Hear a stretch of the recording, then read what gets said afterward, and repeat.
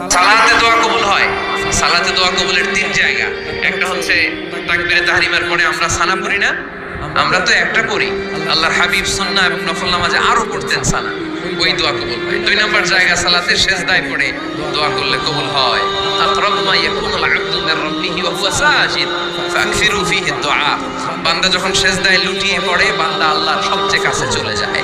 কিন্তু বিশ্বনবী বলেন, সেজদাটা তোমার রবের কুদরতি পায়ের উপরে করেছে।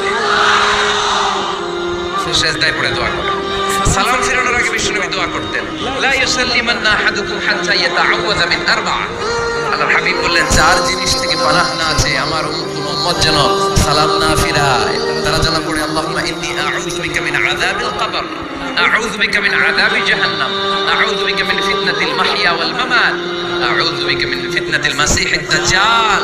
আল্লাহ কবরের আযাব থেকে বাঁচাও, আল্লাহ জাহান্নামের আগুন থেকে বাঁচাও, আল্লাহ জীবন